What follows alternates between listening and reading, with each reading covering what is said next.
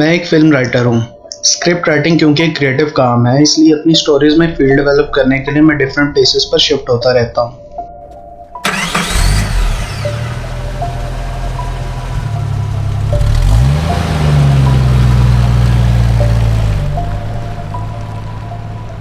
मेरी वाइफ़ इस बात से हमेशा तंग रहती है और मुझे कहती है कि जब हम किसी एक घर के साथ यूज़्ड टू होते हैं, तुम घर शिफ्ट कर देते हो।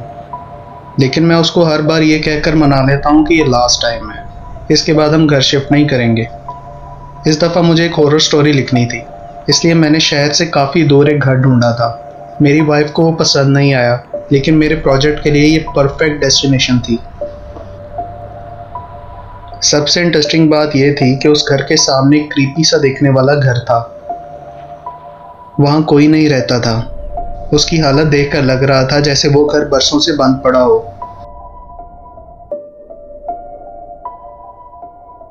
मैंने घर का वो कमरा चूज़ किया जहाँ से मैं उस घर को क्लियरली देख सकूं, और लकीली मेरे रूम की विंडो से मैं पूरा व्यू देख सकता था उस घर का।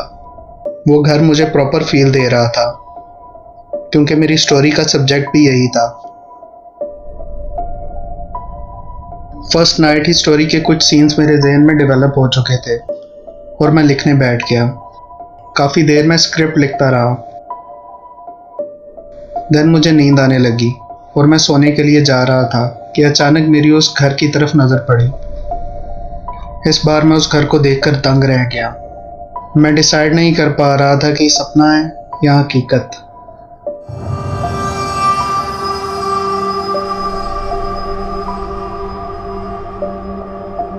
उस घर की खिड़की में कोई खड़ा था, जो कंटिन्यूअसली मेरे रूम की तरफ स्टेयर किए जा रहा था।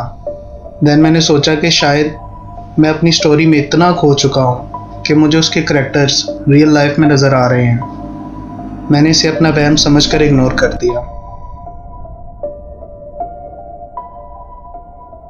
और सो गया। नेक्स्ट नाइट स्टोरी लिखते हुए मुझे उसी घर का ख्याल आया। मैंने देखा तो सच में उस खिड़की में कोई खड़ा था। बहुत ही क्रीपी दिखाई दे रहा था वो। इस बार मैं सच में डर चुका था। मैंने जल्दी से जाके अपनी वाइफ को उठाया और कहा, सामने वाली खिड़की में कोई है। जब हम खिड़की के पास आए तो वहां कोई भी नहीं था।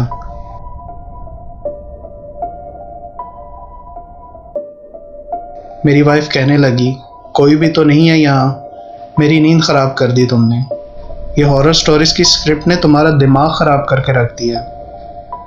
मैं उसको यकीन दिलाने की कोशिश करता रहा कि यहाँ सच में कोई था, लेकिन वो मेरा ट्रस्ट नहीं कर रही थी।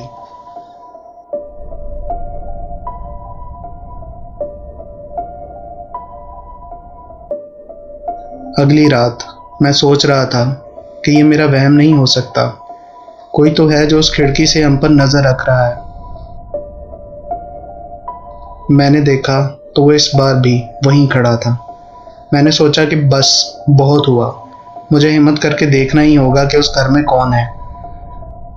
मैं उस घर की तरफ निकल पड़ा। उस घर से अजीब सी दहशत आ रही थी, लेकिन मैं ठान चुका था कि आज देख के ही रहूंगा कि इस घर में कौन है।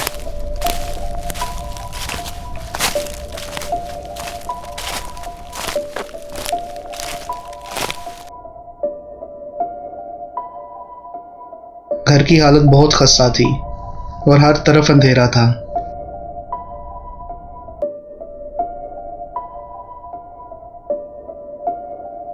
मैं इस घर में आ तो गया था, लेकिन डर के मारे मेरा दिल जोरों से धड़क रहा था।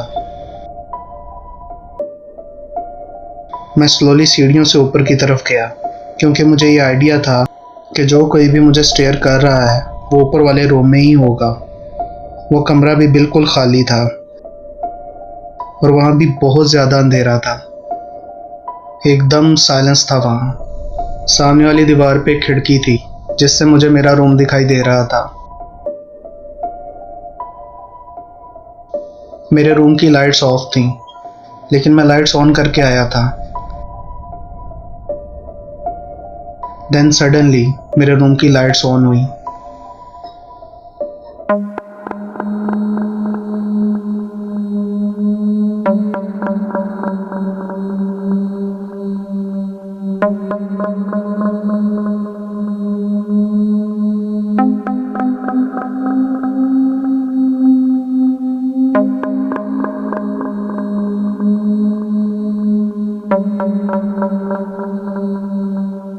मैं चीख चीख कर कहता रहा कि वो मैं नहीं हूँ, मैं यहाँ हूँ, मेरी तरफ देखो। लेकिन मेरी आवाज़ वहाँ तक नहीं पहुँच पा रही थी।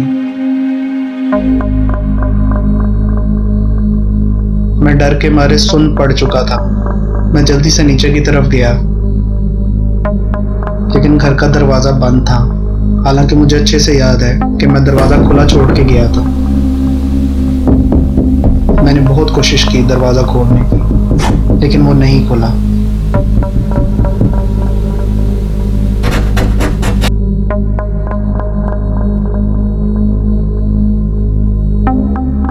अब मैं इस सुनसान और वीरान घर में फंस चुका था, और मेरे घर में मेरी जगह कोई और रह रहा था।